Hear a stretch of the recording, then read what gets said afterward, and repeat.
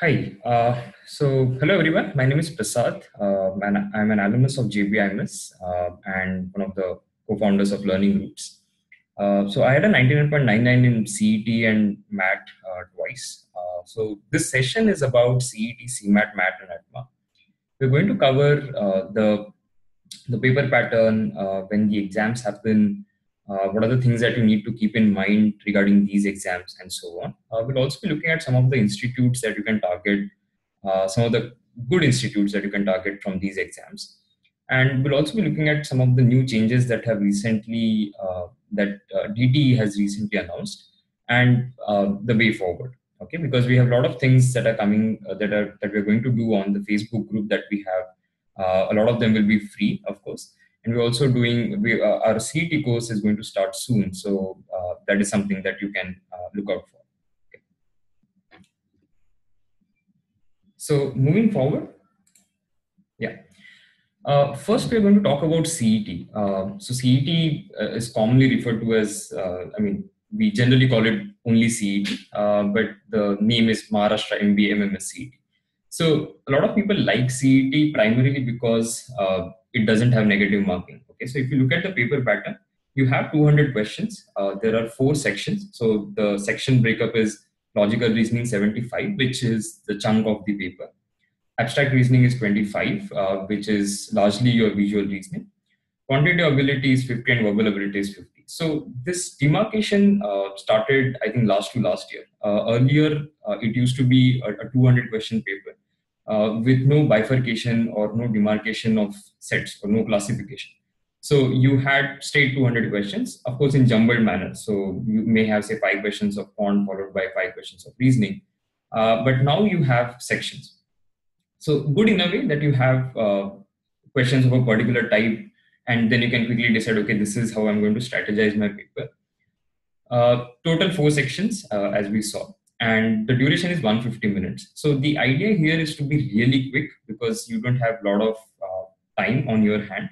You have just 150 minutes to solve 200 questions. So you have to be really quick. Your per question time has to be less than 1 minute. Marking scheme is +1. There's no negative marking, and it happens only once. So in the month of March, generally it will be second or third Sunday of March. Okay, and now it is completely online. Earlier it used to be paper pencil at a point of time, but now for the last few years they've been conducting it purely online. Now we are also going to plan another event tomorrow on how to prepare specifically for CET. So I won't get into the details of the preparation in depth, but when we do the next event, or if you're watching this on YouTube, then you can maybe watch the next video that we're going to do. Okay. Now, top institutes that accept CET score. Now, CET is something that you can target for all the institutes that are there in Maharashtra, barring few institutes that have their own processes or the ones that accept some of the other exams that are out there. So top institute right now is Jamnalal Bajaj. Now we don't know what the process might be next year because there's a lot of debate on the autonomy that JBIMS has. So whether it is the process autonomy or whether it is academic autonomy, because 1 year in between, JBIMS conducted their own process where they called people based on CET CAT scores, conducted GDPI, and then announced the final result. But last year, again, they moved to the process that is conducted by the DTE, which is the centralized admission process. And so hence we don't know at this point of time what the process might be for JBIMS for the 2018-20 batch. But the other institutes who have been accepting CET scores for the last several years, they will continue to do so. So I don't want to take, I won't be taking individual names. You can read it on screen. But these are some of the top institutes that you can think of when you're talking about CET. JBIMS is, of course, followed by Sydenham, Somaiya, Wellinger, and that has been the ranking for the last several years. And we don't see that ranking changing in near future as well. So JBIMS may or may not accept CET. I mean, there are multiple possibilities. One possibility is they will accept, they will continue with the current process. So they have CET scores for the Maharashtra seats, and they will also be accepting CET, CMAT, and CAT scores for the All India seats. The other option that they have is to conduct their own entrance exams, which is also something that they can do considering they have been doing it for the MSc Finance course. The other option that they have is to accept these scores but conduct a GDPI process on their own, similar to what they had done 2 years back. Okay. For SIMSRI, Somya, Wellinger, the process is same. You take CET in the month of March. Your result will be out sometime April, but then there is considerable gap between the result being declared and the actual process of the centralized process starting. And of course, the admission happens very late. It's a fairly time consuming process. So what you can do is, of course, CET is something that I think a lot of you are targeting or watching this video. Whatever you do, make sure that you are well prepared for CET by December, because then you have about 2.5 months of mock taking. And then once you appear for CET, of course, we'll be there to help you out with the remaining part. So don't worry about the centralized process, how to apply, and so on. One thing that you'll have to remember, of course, at this point of time is some of these institutes have two courses. Some of them they have MMS, which is generally the flagship course. So for a lot of them, Master of Management Studies is the main program that they have. But in addition to that, they also have the PGDM courses. So for example, Wellinger will have a lot of PGDM courses. And for these PGDM courses, they conduct their own own process. So they might be accepting some of these scores, but the GDP and everything is conducted by these institutes. So for Somaya, Wellinger, SIES, Dalmia, for the PG program, you have to apply separately. And all these applications will also be starting in another 3 months or so. So you need to be on the lookout for these dates as well. Of course, we'll be sharing whatever information we get, any of the important dates that we come to know, but you be on the lookout for that as well. The next exam that we're going to discuss is CMAT. So CMAT is one of the most important tests now, and I'll come to why it is so important at the end. The paper pattern is pretty straightforward. You have 100 questions. You have divided in 4 sections. So you have quant, logical reasoning, language comprehension, which is verbal ability and reading comprehension, and the GK section. So because you have GK section, this exam is actually easy because then you're looking at 75 questions that you need to solve. Whereas GK is something that either you know it or you don't, right? You can't just sit and try to crack that question. You don't have, it's not something that can be cracked. Either you know it or you don't. So because of GK, if I take, let's say that you will possibly take about 15 minutes to solve the 25 GK questions that you have, the remaining time that you have can be devoted to 75 questions that are important. So you have a lot of time, but you have fewer questions. You have 180 minutes to solve 100 questions. So you get more than a minute per question. Again, it happens only once a year. So it will happen sometime either second Sunday or third Sunday of Jan, or can be even last Sunday of Jan. The mode is online again. Now, there are a lot of institutes that accept CMAT scores for their PG programs. The score is also accepted for the All India seats under the common, the centralized admission process of DTE. So some of the top institutes accepting CMAT scores, again, if you're targeting some of the institutes in Mumbai, then you have KJ Somaiya, who accepts it for their PG course. Wellinger accepts it for their PG program. And you also have SIMSRI. Now, SIMSRI will accept it for the All India seats. Okay. There are other institutes as well that are pretty good that you can maybe, some of you might be targeting these institutes. So one thing that you'll also have to do is be on the lookout of the application dates because some of them have application deadlines that are closing before your exam.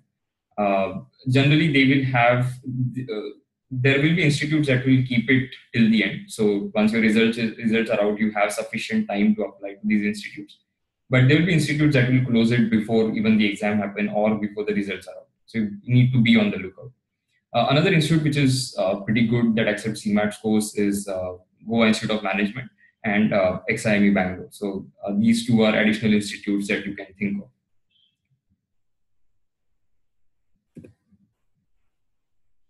Next comes the interesting exam, which is MAT. Now, why I call it one of the interesting exams out there is because from all the sections that you have, one section is not considered in the final percentile at all. So you have 200 questions spread over 5 sections. So you have language comprehension, mathematical skills, DI, and data sufficiency. You also have intelligence and critical reasoning, and then Indian and global environment. Okay. So this is basically your GK section, which has 40 questions. So every section has 40 questions. Now, you have +1 -0.25, so 1/4 negative marking, but GK is not considered in the final percentile. So consider it as a paper which has only 160 questions rather than saying that I have 200 questions. Because even if you attempt, say, 4 to 5 questions in the GK or don't attempt it at all, maybe you can mark something just for the sake of it. You don't get any extra brownie points for that. Your final percentile doesn't get affected by it. It happens 4 times in the year. So you have September, December, February, and May. Now, recently there has been a notification from DTE which says that they will not be accepting MAT. We'll come to that in the later half of the session. But earlier it used to be accepted, and there are few institutes that will continue to accept this test score. But most of them are not going to be in Mumbai. So if you're targeting Mumbai or Maharashtra institutes, you won't find a lot of great institutes who will accept MAT score. But from the exam point of view, it's pretty straightforward paper. The questions are, say, simple to moderate difficulty level. And there's no data whatsoever regarding how many questions you need to attempt to, say, get 800 on 800 as a composite score or a 99.99. So if I recall my 2 attempts correctly, I had possibly attempted somewhere around 120, 130 plus questions out of 160 questions that you have. In both my attempts, I think I had done about 38, 39 questions in mathematics, followed by about 38, 39 in DI and data sufficiency. Another 35, 36, I think, in the logic section, the reasoning section. And whatever time I had left, I spent it on the verbal section. So if you're taking this exam for any of the institutes that we're going to see, what you need to understand is you need to really maximize your score. So start with your strongest section. So if it is, say, mathematical skills, maybe you want to start with mathematical skills. So what you can do is maybe attempt 20 questions across sections and then come to the section where you are strongest, so that you have a balanced performance across sections. Though I don't think it really matters for the composite score. Okay, MAT doesn't give out that data, so you don't really have idea whether your sectional performance somehow affects the overall score or not. Another interesting thing is that it happens in both online and paper pencil mode. So you have the option of deciding whether you want to take the online paper or the paper pencil paper. And generally they are separated by a gap of 7 days. So I think you have the paper pencil first, followed by the online, or online followed by paper pencil, but there's a gap of 7 days there. Okay, so you can decide which one you want to take. But I've never seen anybody attempting less than 100 out of 160 questions and getting a 99.99. Based on my experience, I would say if you're targeting a 0.99 score, you need to have somewhere around 120, 130 attempts, I would say, with fair bit of accuracy. Okay, but again, don't spend a lot of time on GK. That is not going to help you get a better percentile. Now, as I said, a lot of institutes that you will see here, very few in Mumbai will accept this score. Some of them might continue to do that for their PG programs. For example, ITM, I think they consider it for their PG course and they will continue to do so. But the other institute, for example, Sydenham, Somaya, Wellinger, which used to accept it till now, they will not be able to do so now. So you can, if you're thinking of some of these institutes, you will definitely have to take MAT. And one good thing about MAT is, based on whatever I've seen in the past, is for a lot of people, getting a good percentile is very easy in MAT, considering the number of students who take the test. So if you look at the candidate pool that takes these exams, you'll possibly have a better pool taking CET than MAT. So getting a better percentile in MAT becomes easier. So we have seen candidates who got, say, 90 percentile in CET getting a 99.5 in MAT. So these things happen, and you have to understand, okay, what you're good at. If you are somebody uh, who is possibly good at with speed, with solving questions much faster, and somebody who can do better in tests like these than compared to, say, a test like CAT, ZAT, IFT, which are more of content based, then you should definitely be targeting MAT. And of course, some of these institutes, for example, are very well known. Say something like IP Hyderabad, which has been doing well for the last few years. MIT Noida, you have the Munjal University in Gurgaon, MIT Pune. So if you're targeting these institutes, yes, you will have to take MAT, irrespective of whether DTE allows the institutes to take it for all India seats or not. And coming to the last exam that we're going to discuss, which is the ATMA. So ATMA again happens 4 times a year, December, February, May, August. Now, this exam is a weird exam, so to say, because you have 180 questions. They're split over 6 sections. So every section has 30 questions. So if you see sections, I've written analytical reasoning skills at 60 questions because it's not one straight section of 60 questions. It is basically you'll have 2 sections of analytical reasoning, and each of them will have 30 questions. So there is the order might change. So you have analytical reasoning, verbal, quantitative skills, say 30, 30, 30. After that, the next section might be verbal, next might be reasoning, next might be quant. So you have total of 6 sections and 180 minutes, 180 questions. So again, you have 1 minute per question. 1/4 negative marking is similar to what you have in MAT and CMAT as well. What is unique is the time section part. So if let's say the first section that you have is analytical reasoning, and that has 30 questions, you have exactly 30 minutes to solve that section. Now, the moment the 30 minutes are done, you can't come back to this particular section. So then you have to do the next section that comes. So let's say you have verbal. Again, it's 30 minutes. Now, after this 30 minutes are done, which is essentially the first 1 hour is done, you can't go back to what you have solved these questions that some of them maybe you have marked that, okay, I wanted to solve this, but you can't go back to those sections. So this time section is very unique to ATMA. Now coming to the mode, again, it is online and paper pencil. So ATMA generally releases notification about 1.5 to 2 months before the actual exam date. So for December, the notification, I don't think it's out yet. The August ones, if you go to the website, I think you'll still see the August one that is there. So I think December notification should come out sometime October. Now, one of the best institutes that still accepts ATMA scores is Wellington. They do it for their PG program.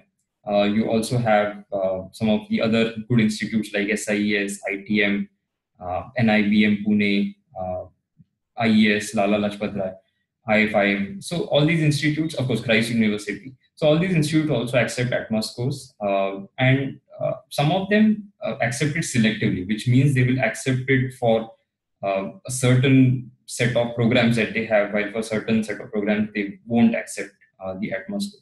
So you have to be on the lookout.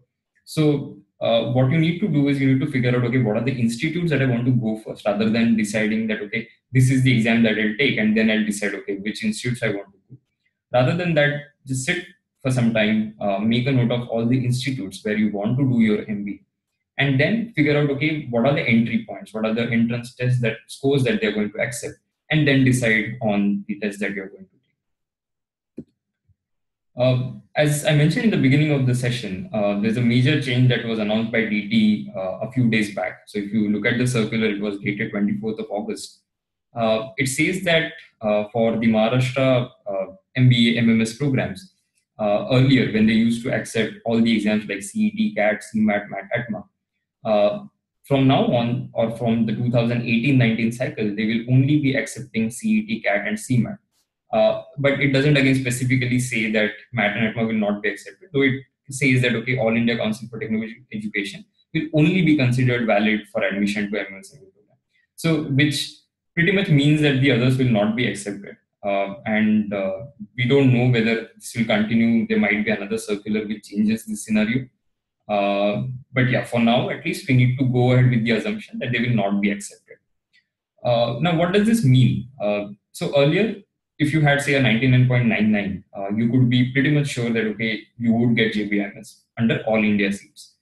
Now, because of this reason, there might be a possibility that somebody even with a 99.98 will have opportunity to get into JPMS, which earlier was a matter of luck. So we have seen a lot of people at a 99.98 still on the borderline. They may make it, they may not make it because there's logic in which people are given ranks.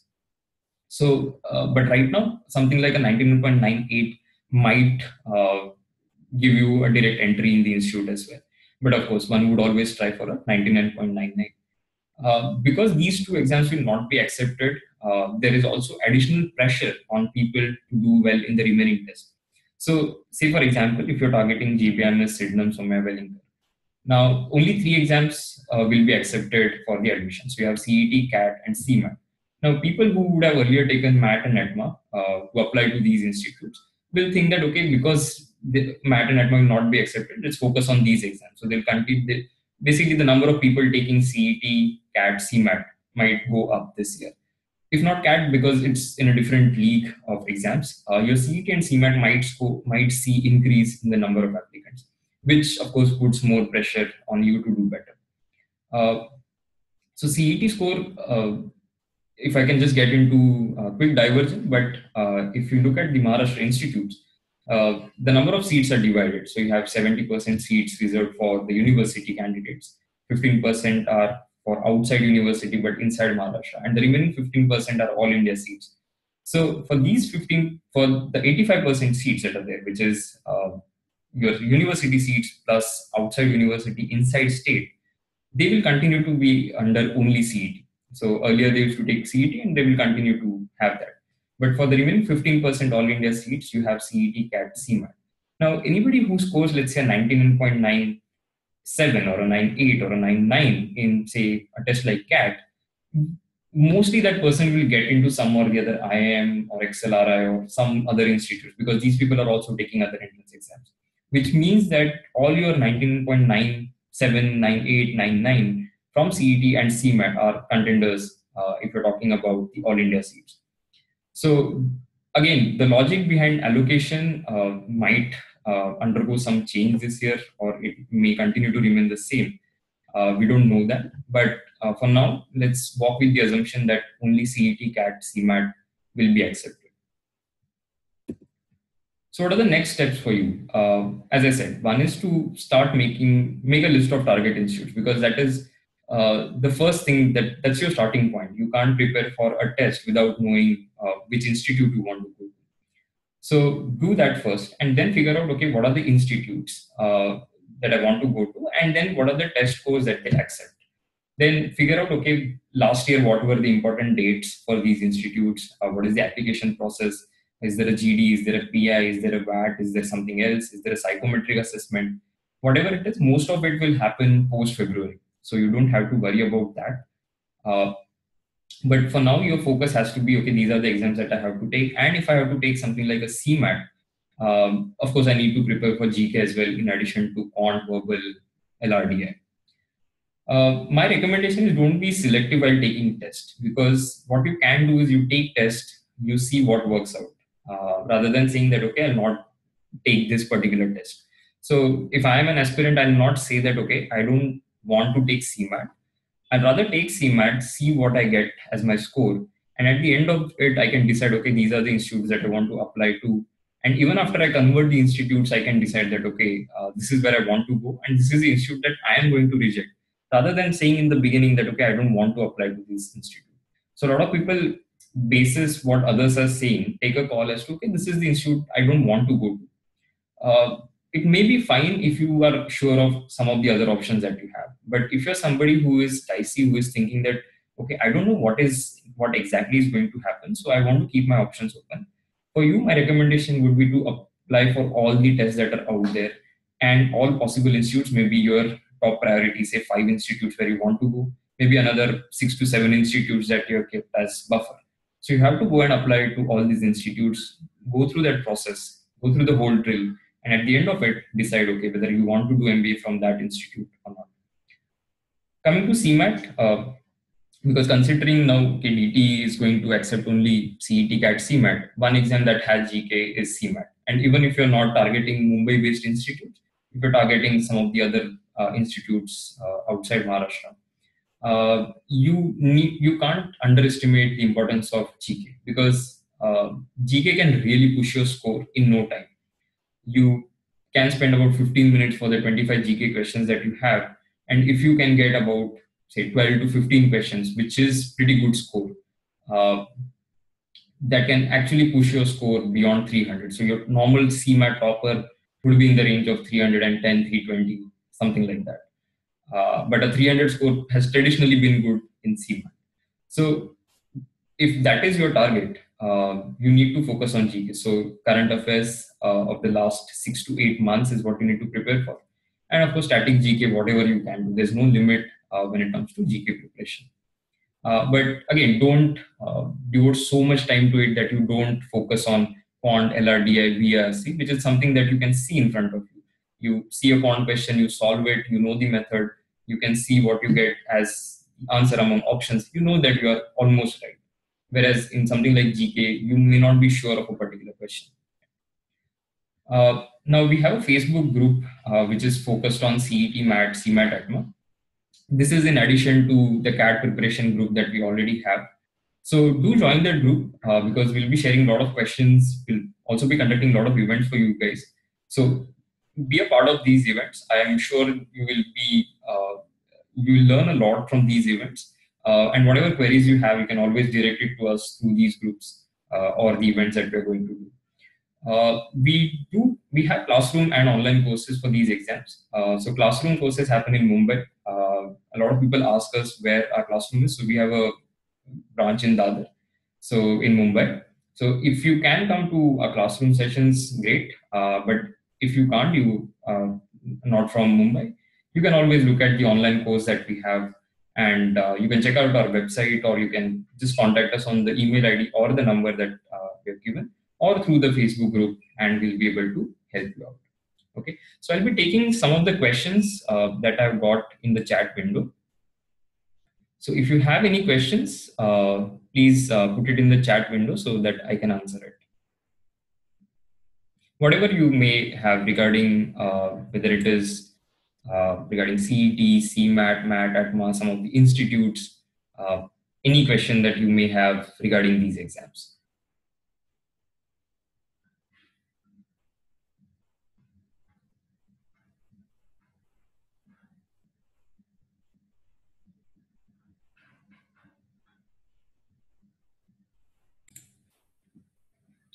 All right, so we have two questions. One is, what is the ideal attempt in CET to score a 99.99?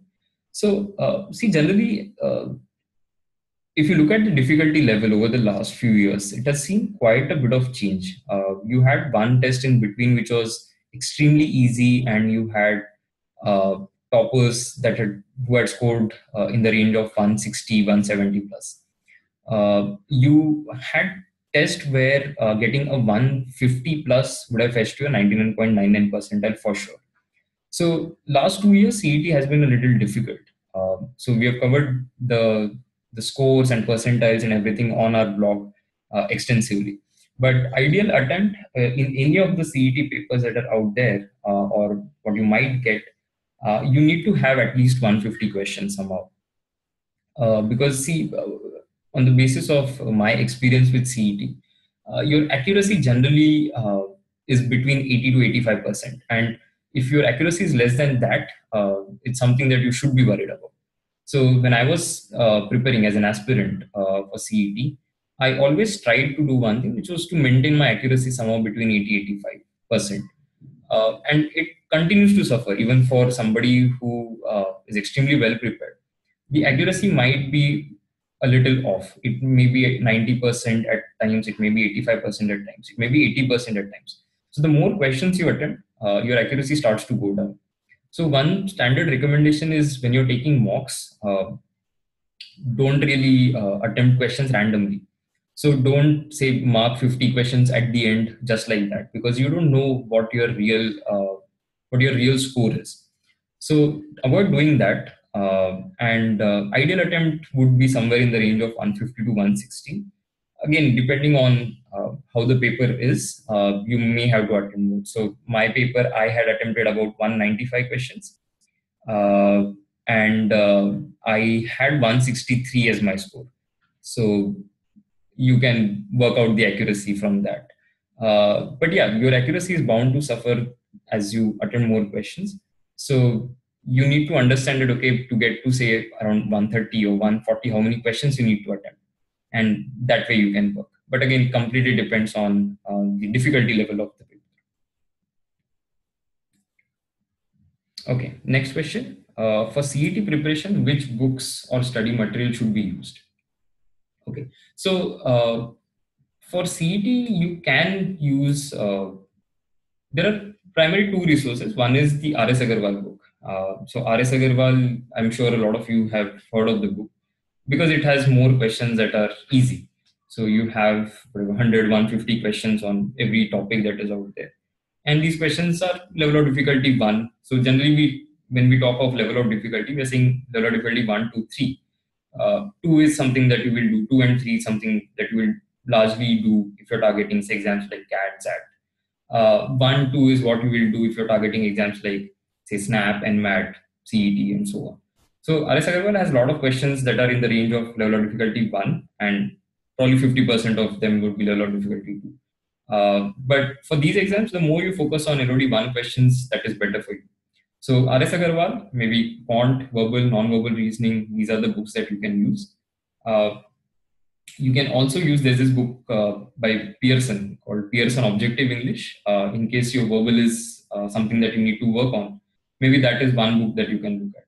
So these two would be my recommendations. But whatever material you get, whether it is, say, borrowed material from your friend or some coaching institute material, anything, whatever you get your hands on, you need to solve that material. So anything is fine. Doesn't matter what it is, as long as you're hitting a decent number of questions. So anywhere between 7,000 to 10,000 questions, if you can hit somehow, that would be great. So it has to be some combination of coaching institute material or some book from the market or mocks, whatever it is. Okay. A question on strategy for CET. So we'll be covering this tomorrow actually, because we have a session which is dedicated only for CET. So I suggest it will be great if you can join that event, or you can always ping us on Facebook and we can help you out. Okay. Are you launching CET mocks this year? Yes, we'll be having CET mocks for sure, but it will take some time. So we have not yet finalized how many mocks and when we are going to release those. But yes, definitely, just like last year, we'll be having mocks for sure. How many mocks to take? So as I said, you need to hit about 7,000 to 10,000 questions. Now, this can come from combination. So generally mocks, you need to take at least, I would say, about 15 to 20. But I've seen people taking fewer than that, say 5 to 10 mocks also can be enough at times. But for a lot of people who are struggling or who are in the range of, say, 100, 110, 120, taking about 15 to 20 mocks at least generally helps, because it tells you what are the strategy gaps that you have. Personally, I had taken about 35, 37 mocks in addition to whatever material that I had. So in those 35 mocks only, I had covered some 7,000 questions, if you do the math. And that is something that we recommend to students if they're serious. All right, another question from last 2 years. Difficulty level is increasing. Can we expect high level of difficulty questions this year too, as IBPS is conducting? So yes, there's this perception that because IBPS is conducting it, the questions are getting a little difficult. There might be some truth in it. I'm not too sure. Whether it will be difficult or not this year, we don't know, to be honest. But yes, you can always solve higher level of difficulty questions, especially for the logical reasoning and data interpretation section, because some of these questions are way too difficult. When I'm saying difficult, I'm saying questions that can't be solved in less than 1 minute. So in CET, a lot of questions that you get, they're not difficult, but solving it under 1 minute, that becomes a little difficult. Okay, so uh, I am not too sure about the difficulty level. It may change. It might be a little easy or a moderate. But yes, if you're practicing questions, go ahead and solve questions of level of difficulty 1 and 2. Okay, if you have say books like Arun Sharma, N.K. Sinha, you can always use those books as well for your quant. Uh, Even a bit of practice of verbal and RC from these books won't really hurt you. So higher difficulty questions will always help in exams like CET and CMAT. Okay. How to prepare or score more in the English section. Okay. So I'm going to talk about generic strategies and not going to discuss the paper strategies because these two are two different things. I'll be covering about the section tomorrow when we do the webinar. But in case you're looking at general improvement in English over the next few months, so let's say CET happening in March, we are right now in September. So you have good 5.5 months before your CET. So one thing that will really work is reading every day. So you have to make it a point to read for at least for about 45 minutes to 1 hour every day, especially if you're weak in English. So reading, it does two things. One is it exposes you to words that you haven't seen before. And the second thing is it improves your comprehension. So if you can sit at one place and read for 60 minutes, then it creates a habit that okay, you can sit at one place and read. So you don't get really fatigued if you're reading long passages in the exam. Now, reading can happen. You can read from whatever sources you have. There are a lot of websites where you get collection of articles from different blogs, and you can subscribe to those. For example, there's this website called Arts and Letters Daily. So you can use that, or a website like longreads.com where you have a lot of lengthy passages that you can read. So reading is fun, which will help you. The other thing is, especially for vocab, so a lot of people have this thing that they will either take flashcards and mug words, or whatever words they see, they will write it down or use word power made easy. Some of these things might help in the initial days. So if you're somebody whose English is at very basic level, then something like a word power made easy might help. But then if that is not the case, then you don't really need that book. You just need to concentrate on reading so that your comprehension improves, your reading speed improves, and you get exposed to words that you haven't seen. You can always write it down if you want to, but as long as you need to use those words somehow in your conversation or in your writing. So one additional activity that you can do apart from this is to write something using those words that you learn. So those are the two generic strategies to get better at English. Of course, you need to supplement this with a lot of problem solving, because in the paper, it's not your general English that is going to help, but how you approach questions. So for example, what are the strategies for parajingles questions? How do you tackle questions that are summary based, questions that ask you to complete the passage? So all these things will come later, but from now, you need to work on your reading every day. Okay. So from which institutes do we take mocks? Learning routes will be my obvious recommendation. So you can take our mocks first. And then if you need additional mocks, you can always look at other players. Whatever practice you get, you need to do that. So whoever is offering more mocks, but yes, quality mocks. It shouldn't be something that is just rehash of other papers or whatever. So it has to be, the quality has to be there. Otherwise, it won't really help your preparation. At CET is sectional from last 2 years. What should be the good score in each section? My strong area is LR and weak is VA. I'm averaging QA. So especially if you're targeting a really high score, say in the range of say 130 plus, 140 plus, 150 plus, you can't say that I have a weak section. I'm being blunt here and being honest, but you can't say that. Right now you may have that perception, and it's fine to know that, okay, I have this problem at this point of time. But by the time you reach, say, Jan or Feb, you can't have a weak section. So you need to work on that starting now. if you think that okay, LR is my strength, you make sure, and let's say VA, okay, so your verbal is your problem. Okay, so you can't really say that. You need to, at this point of time, it's fine. So you can start working on your VA. But in Jan, Feb, you can't say that. Okay, so what I would suggest is don't really be fixated on what will be a good score in each of the sections. Because at the end of the day, you are looking at the overall score, so it doesn't matter. But if you need to understand that you need to score well overall, so your sectional, in case let's say you by the end of February also you realize that okay, there's one section where I can't score well no matter what I do, it's fine. That realization is fine, but it can't be extremely bad. So you can't say that okay, I am extremely bad at visual reasoning and I'm going to skip the entire section. You can't do that. Nobody can do that because you will always have some 10 to 15 easy questions in that section that you can do. So you need to practice across sections. You need to be good at almost everything. And of course, be brilliant at one or two sections so that you can push your overall score.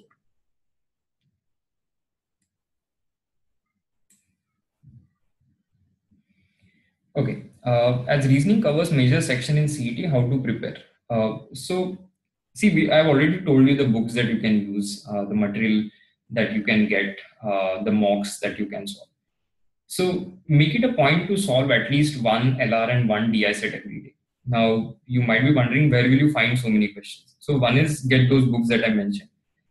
You can borrow books from your friends if you have some coaching institute material, whatever it is.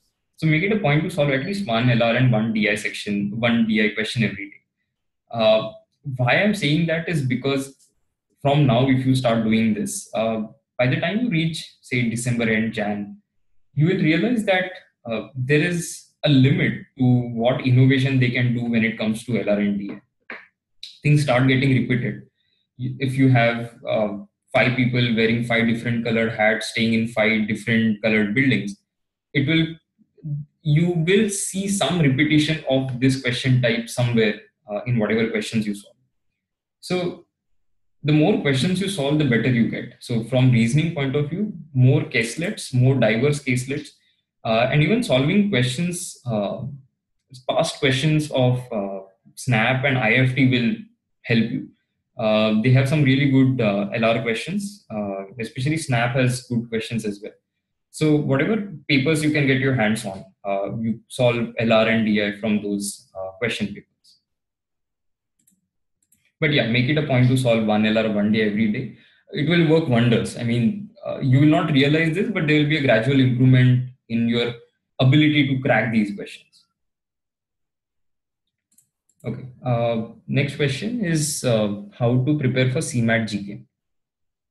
Okay. So there are two parts to GK questions. One is the static GK, which is something that has happened in the past, which is not really going to change. So, for example, the first Prime Minister of India. Now, for these questions, again, I would suggest you take up topics and then prepare. So, let's say, for example, one day you decide to prepare static GK, and the topic that you have decided is, say, rivers in India. Okay. So, what you will do is then prepare thoroughly for a few minutes, let's say, whatever, 15 minutes, 30 minutes, only about rivers of India. Then maybe next day, let's say you're talking about some global organizations. So then you write down global organizations that are there and their headquarters, where they are located. Next day, let's say you're going to prepare about, say, the ministers in India. So then you make a list of that. So that way you can tackle questions. That's the way in which you prepare for the GK section. Of course, there will be questions that are random that you have absolutely never heard of. For example, it will be very difficult for anybody to sit and actually remember capitals of all the countries. Of course, there are people who know that, but then just doing that is not the motive. You are preparing for a test which has completely different target and approach than say how you would normally just be reading about it just because you have interest in that. So that is how you will prepare. You will take one topic from static GK and prepare. So one day it can be, say, the wars that have happened in India. You can maybe read about dynasties that were there in India. Then one day you take, let's say, science. So you look at, okay, who were the scientists and what was discovered by them, and so on. So static GK, this is the approach. For current affairs, I would suggest you start reading newspapers every day for about 15 to 30 minutes at least, or watch news on TV for about 30 minutes, or have apps. There are a lot of news apps in the market that you can have on your phones. And while you're traveling, rather than wasting your time, you can just quickly go through that to be updated about what is going on. We also have a GK course. So in case you're looking at having things done ready-made for you, then you can look at that course as well. But as long as you continue to read from now on and do a bit of preparation, I don't think you should have that much problem for the GK section. Okay, another question, JBMS is under CAP or do we have GDPI? We don't know. As I discussed in the beginning of the session, we don't know what the process will be for JBMS. Let's keep our fingers crossed. I hope by November or December, there will be more clarity on what the process is going to be. Next question. So you said that you have taken around 30 mocks during your preparation. From where have you prepared? Okay, so I won't be mentioning names of the... Yeah, just give me a minute.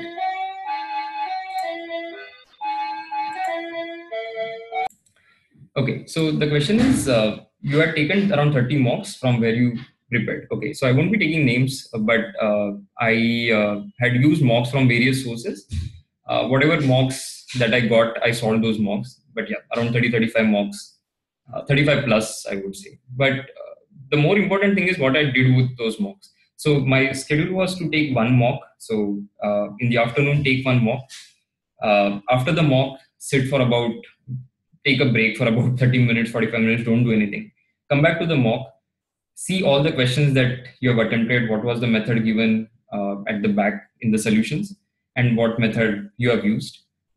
Figure out the questions that you didn't do, analyze the mocks really well. So we'll be talking about mock analysis and everything as well in some of the other webinars, because it's a long exercise. It's not something that you can quickly cover. Okay. But yeah, you have to be very serious about mocks. Another question, will CAT LRDI help in CET preparation? To a certain extent, yes, because you end up solving more difficult questions. But solving some of the really difficult sets won't really help, because if you look at CAT for the last 2 years, or even some of the questions that you see in CAT mocks, they are way too difficult. I mean, some of them are actually even beyond CAT level. So I won't recommend them to even students who are taking CAT. So instead of that, you can focus a lot on the level of difficulty 1 and 2 questions from whatever books you have, and that should be enough. Okay, another question, how to approach the quant section. So for quant, of course, we'll be discussing this in the strategy, CET strategy webinar as well, but don't really get fixated. Again, you can't say that, okay, I want to solve one chapter one day, as you have asked in your question. Should I solve one chapter one day or solve more than one chapter? Till the time you build confidence and all your concepts for a particular topic, you can continue with that topic. So something like, for example, numbers might take about 3 days. Something like averages, you might be able to finish it in 1.5 days. You might be able to finish it in maybe half a day. I don't know. So it depends on how familiar you are with the concepts already. So if you remember, say, percentages that you had done in your school, now solving percentage questions, let's say if you decide to solve about 100 questions, you can possibly solve it in about, say, 200 to 250 minutes and finish it off in one day. So I won't suggest one particular approach, but what worked in my case and what helped me, which is what you can also do, is in the beginning, in the initial days of your preparation, it's okay if you take a lot of time. So if I'm sitting with a question and I'm taking about 5 minutes to solve that question, it's fine, because as long as I completely understand what is the underlying concept, how to solve or how to approach that particular question, I don't mind spending 5 minutes on that question. There have been cases where I was sitting, when I was preparing for CAT, I was sitting with one question for about 10 to 15 minutes. And then, of course, give up after 10 to 15 minutes that, okay, I can't do this question because maybe I don't know the concept at all. I haven't heard that particular concept. So then you sit and then you figure out, okay, go through the answer explanation and learn new things. So I won't recommend that you sit and decide that on Monday I'm going to start and finish off numbers. You sit, you solve as many questions as you can. If you think that it's not enough, you take another day. Okay. But in addition to whatever plan that you make for yourself, revising it after a few days is good idea. Let's say on the 1st of October, you have prepared numbers. It's a good idea to go back to numbers questions on say 15th of October. So after a 2 week gap, you revisit those chapters just to see whether you remember everything, maybe solve some of the questions again and see if you can solve them in a quicker manner. Uh, when is the webinar tomorrow? Okay, so tomorrow we have, I'll announce the timing on the group. Okay, so you can join the group and you will get all the updates. Okay, and it's open to everybody. So as long as you have the session link, the URL, which is generally shared 15 minutes before the session on the group, anybody can join these sessions. I'll take one last question. So is LOD 1 and 2 sufficient for CET preparation? Yes, absolutely. The one thing that you need to really work on is the speed part. So when you classify questions as LOD 1 and 2, you're talking about how many concepts they cover. So a direct question, for example, say cost price is 100, selling price is 130, what is the profit percentage? It is level of difficulty, one question. The moment I say that, okay, in spite of giving X% discount, the person is able to make Y% profit, what is the markup over cost price? Then it becomes a level of difficulty 2 question. Now, for these 2 questions, for the first question, somebody who is extremely fast will take about 1 second to 2 seconds. For the second question, somebody who is slow but knows the concept might take about 30 seconds, but somebody who is extremely fast can possibly do it in 15 seconds flat. So what you need to work on is the speed in addition to solving questions, level of difficulty 1 and 2. Okay. So make it a point to solve questions, come back to those questions and see if you can solve them faster, or fix in your mind that, okay, this is how you can do questions faster. There's no other way. Generally, a lot of people ask us as to how do you get better. So all the people who end up doing well in these exams, when they read a question and by the time they've reached the end of the question, they've solved 50% of the question. So they end up writing only the things that are required on paper. And as they've solved the remaining, the 50% part of the question, the remaining part becomes very easy. So you need to reach that level where you read the question, and at the end of reading, you know exactly, okay, these are the assumptions that I have to make, or this is the approach that I have to take. One last question. So somebody is asking, I'm preparing for CAT, but I want to give my best at CET. Would I be able to access your mocks of CET post CAT? Yeah, absolutely. CET again will happen mostly in March. So you can always access our mocks later. So that is not a problem. Okay. So let's stop here. I'll see you guys in the next session that we have, which is tomorrow. So join the group where you will get all the updates, and I'll see you guys. Hope the session helped. If you have any queries, feel free to get in touch with us. We'll be more than happy to answer your doubts. Okay. Yeah. Thanks everybody. Hope you had a good time. I'll see you guys.